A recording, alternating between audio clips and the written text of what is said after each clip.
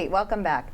So we're going to continue along the line of all these wonderful accomplishments, but since you have a few more days left, I'd also like to touch upon what is it that maybe was almost close to kind of being accomplished, or what do you think's on the immediate horizon for Lowell, and what should be our priorities for the next few years? Well, I think that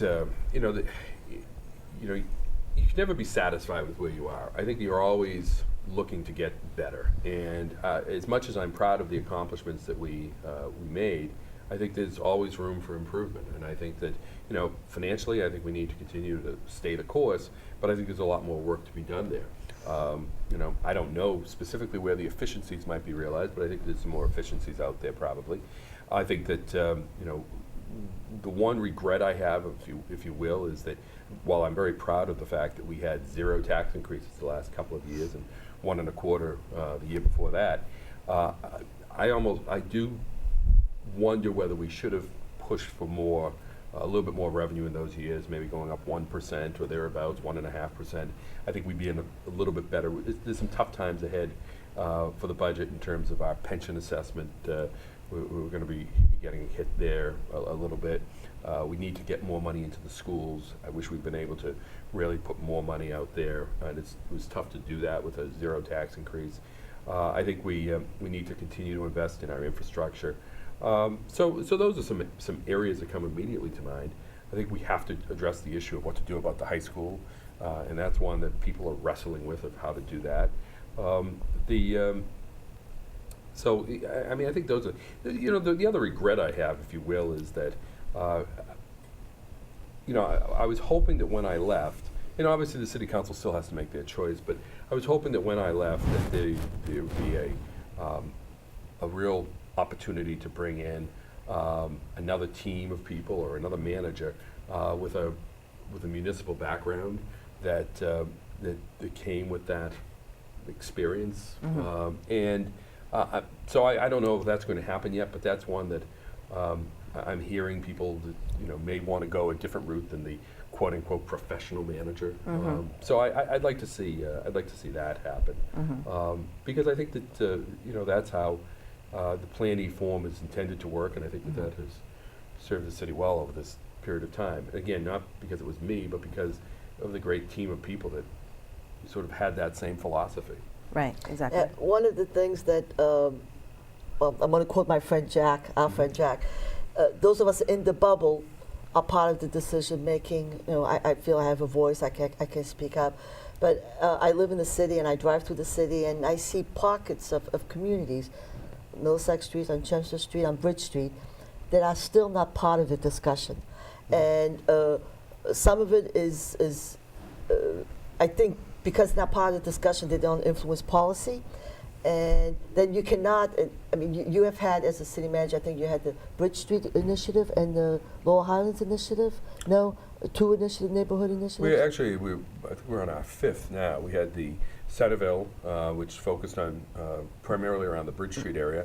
We had the Lower Highlands in the area of Cambodia Town, and we got that idea off the ground, and we made some investments out there. We had the Back Central neighborhood.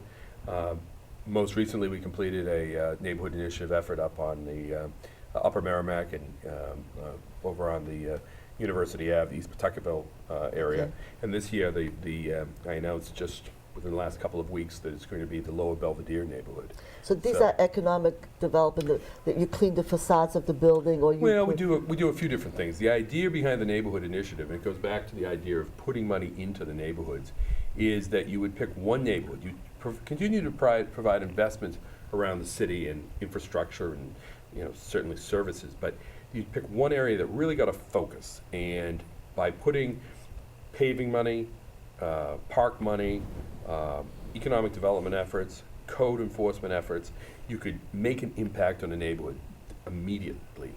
And we only have limited amount of money though to put in. We use some community development block grant money. We use some state paving money. We found other resources that we can put in those areas. So we haven't made the huge transformation I would have liked, but we go off and we help these businesses not only with their facade, which we've done, but also with their business skills. And we've done that for a number of businesses across the city. And many have found it to be very helpful. But again, there's more work.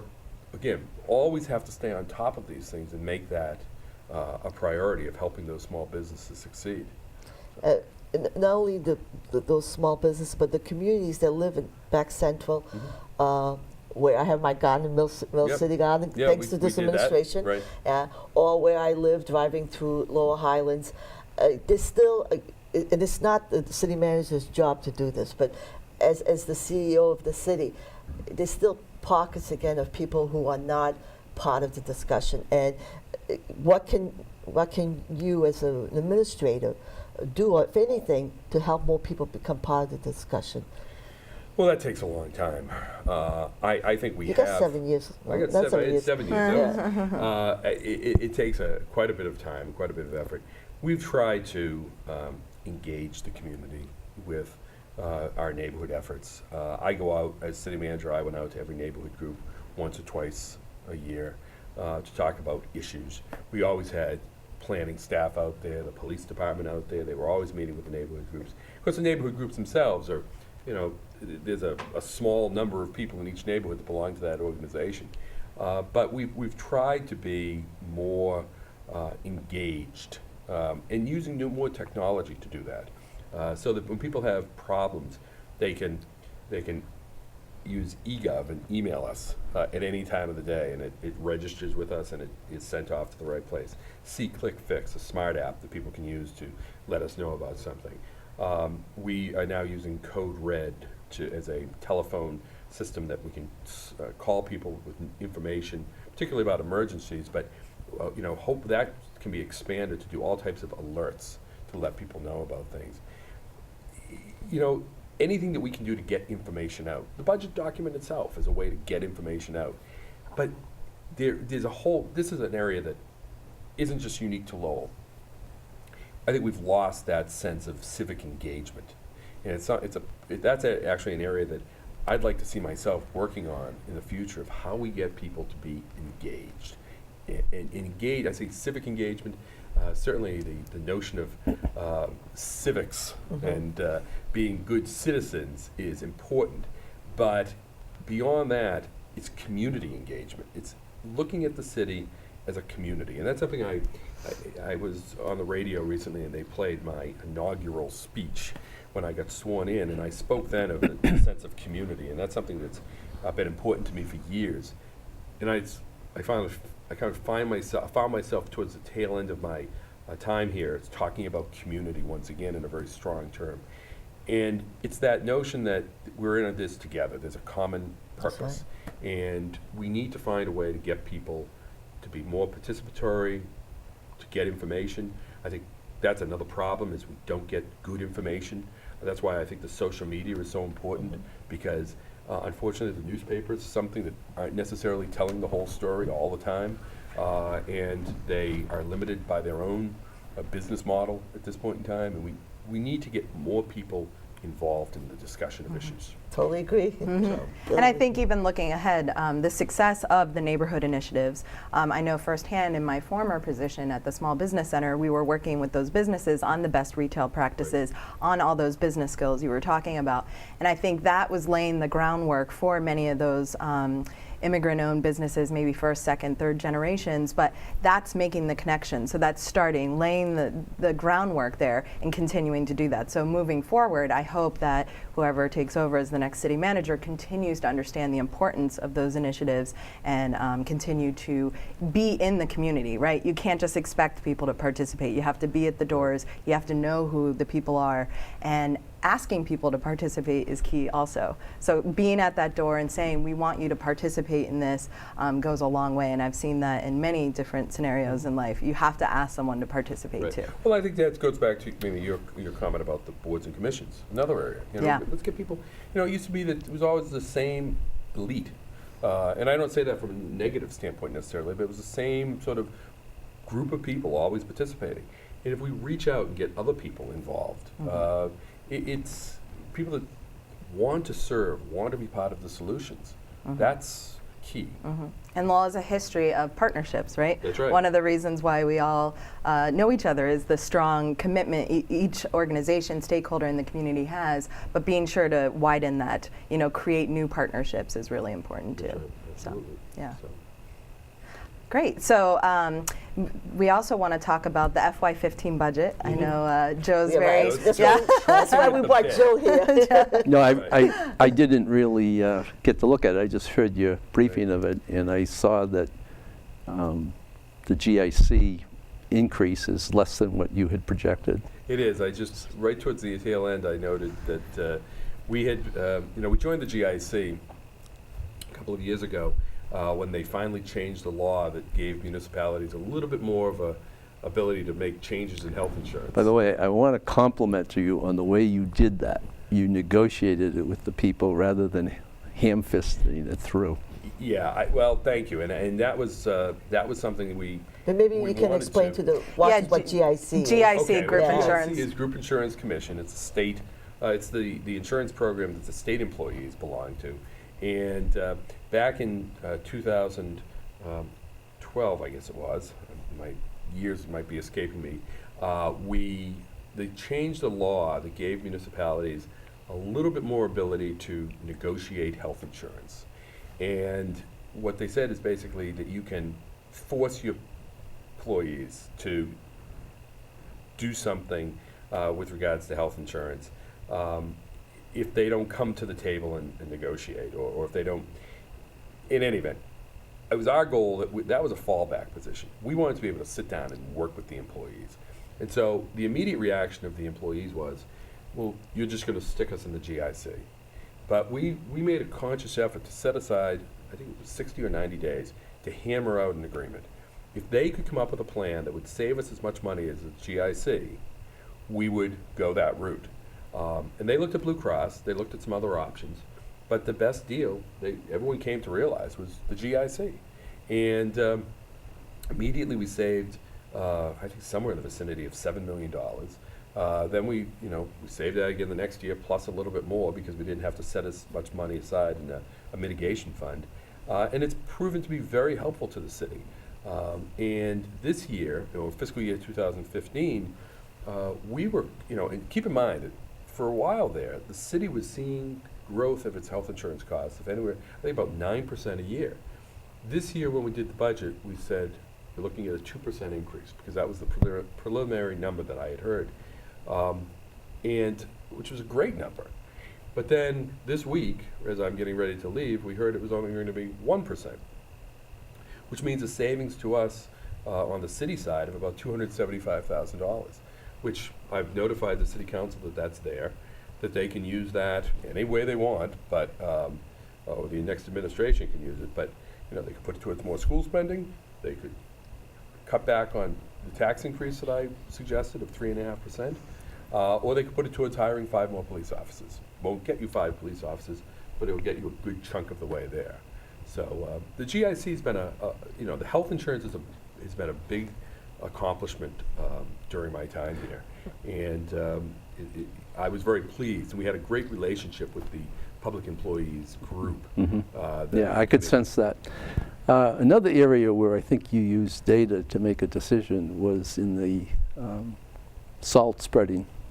I can remember 4 or 5, maybe 10 years ago, I used to have salt about 20 yards into my yard. Right.